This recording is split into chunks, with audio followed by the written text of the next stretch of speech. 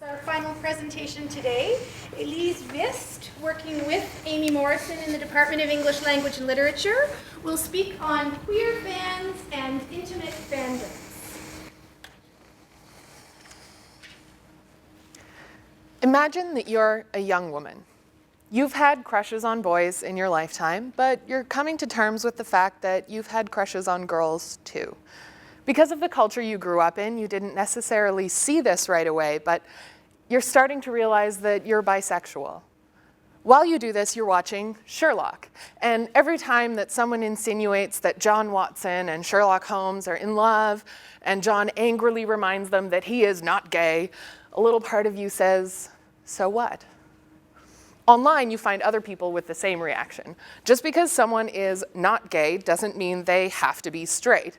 And they know this because they're like you. These are other people who are coming to terms with their bisexuality, partly through an engagement with their favorite show. And it's a lot more fun talking to them about Sherlock, because they get it. So here's my theory. What you're doing is immersing yourself in what I call an intimate fandom. You find a small group of like-minded fans, and you follow each other on a social network like Tumblr. You write stories, and you make art for each other, and you all agree that certain things are true, even if you don't have the power to get those stories on TV. Some people do have that power, though. People like Stephen Moffat and Mark Gatiss, who write Sherlock, have jobs and identities that are respected. They are white men who get paid to make great television. So to some extent, they get to decide what stories mean. They get to say who John and Sherlock are, even though, like us, they didn't create these characters. They do, however, get to write these characters for a public fandom. And by looking at how fans talk to each other online, I've been able to describe the difference between an intimate and a public fandom. And a public fandom is a massive group of fans. These fans tend to have ideals in line with the dominant culture. So in North America, public fans assume that the author's word is law, that a character is straight until proven otherwise, and that if you want to prove otherwise, well, you need to cite your evidence like you're a literary scholar.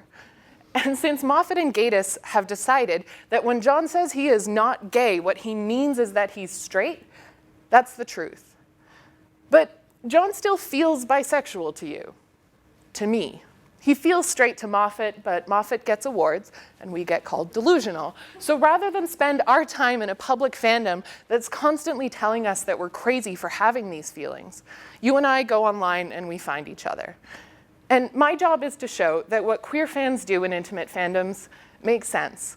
It might look like we're hiding from reality, but really what we're doing is building a new one, a reality where we feel safe, where our experiences are considered normal, and most importantly, where our stories get told. Thank you.